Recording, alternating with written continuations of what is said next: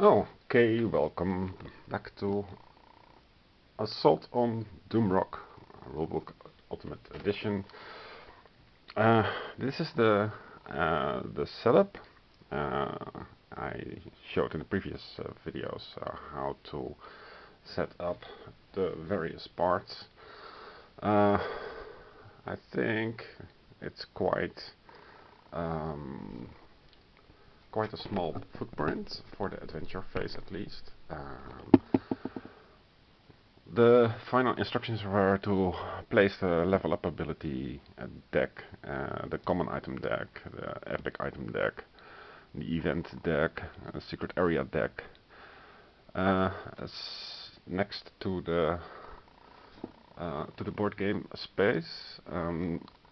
The best way to organize this is, I think, to put the things that you draw on top of the things that can be drawn.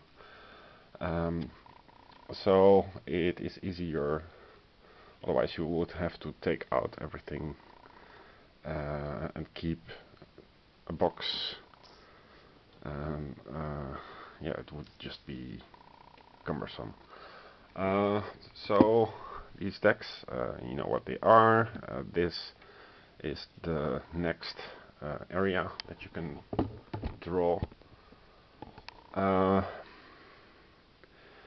You start in the area that shows a town. There is the party location marker, and every ability for the hero. This is for the hero and the goon solo version. Every hero has three has two abilities that are tied to the hero class. One maneuver ability and one trait. And for the easy mode, I used the overpowered trait. You can freely select the overpowered traits or the traits depending on what what kind of synergies you expect. But since I don't know the game at all, I just took mind blowing. So it's a mind blowing commander. There are various icons on the left, for example, that are not described in the rulebook. So, for example, you have here some kind of chest thing, and the Legend of Zelda kind of Triforce thing. I think they just stand for generic ability.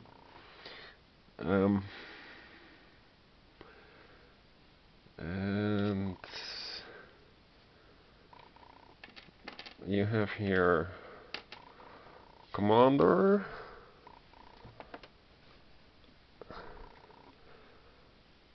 It has a hand, so I think you have some kind of body slot where you can slot things. Maybe it should be like so or so. It's not described in the rulebook. Apparently Mr. Stasiak found it too obvious to spend any text on that. The Agents of Doom is a setting card that I drew from the setting deck.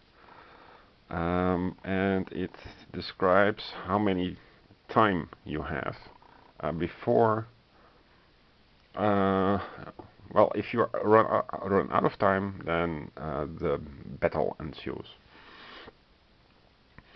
For there is a suggested easy mode to double this amount of time tokens. So I have here now 14 time tokens.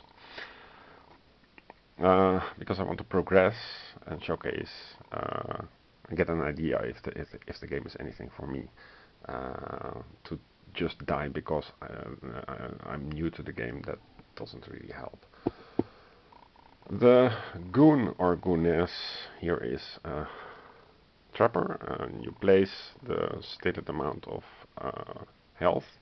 There's also another version for easy mode that you do this, you add health +1.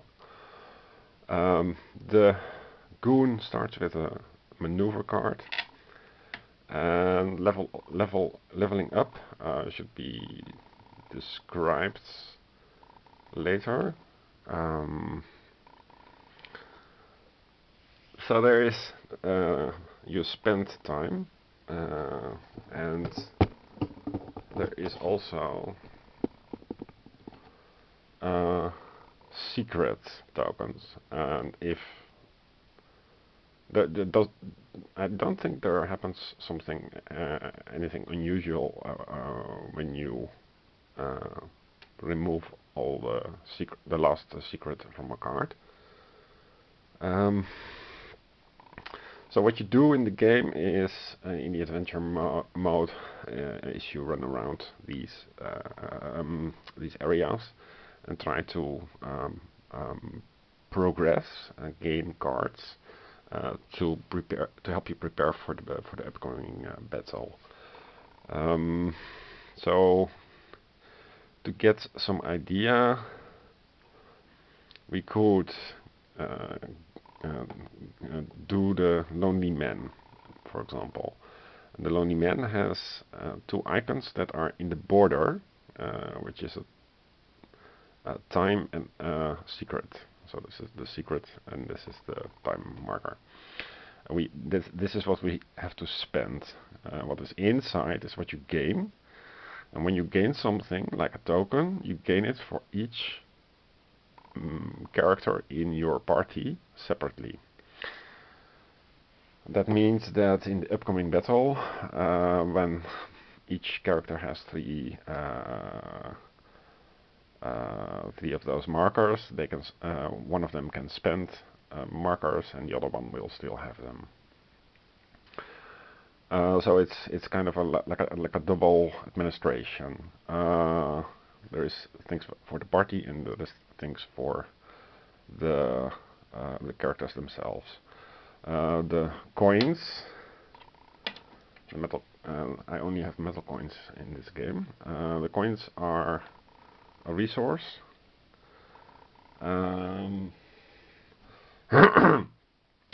So, assuming that we go to the Lonely Man, we gain these two symbols, and then if we go to this area,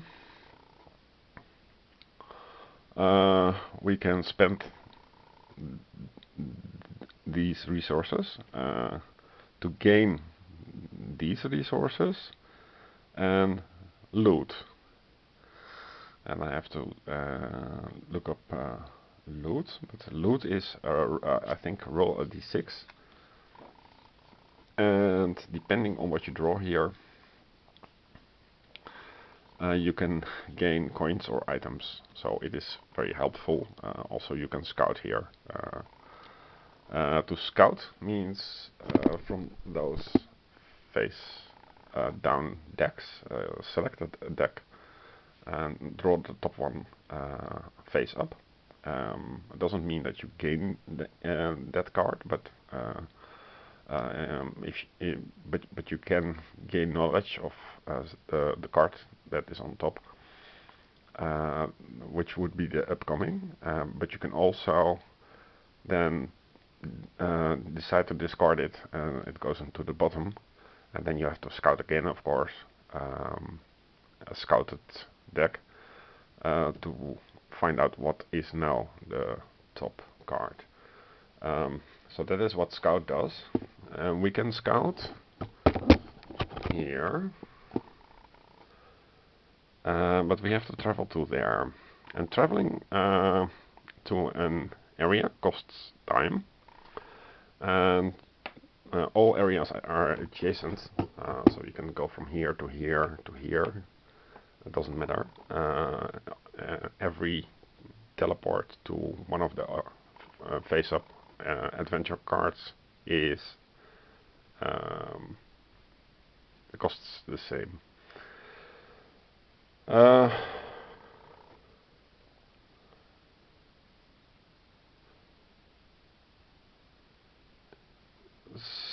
So the amount of exclamation marks, I think, is the same as the amount of things with exclamation marks. There is only one entry here for an exclamation mark, so it's one token. There is 3 exclamation mark tokens here, and there's 1, 2, 3 exclamation mark. This is the third icons. So the icons and the tokens match. So that's easy to keep track of. It's intuitive.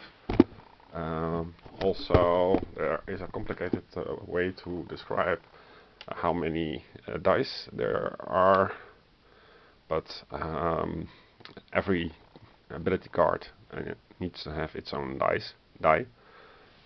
You have as many die as ability cards. Note that this is a bigger ability card. You share, so I misunderstood, but the goon doesn't gain a die, but he gains the die because he gains an ability card, and he shares the money. You can level up your own character as well as the trapper, but they have to be in sync. So you cannot have a level 4 commander and a level 1 trapper. Every new level up needs to go to the lowest one. There is also some grey text here, and this is if this area is explored.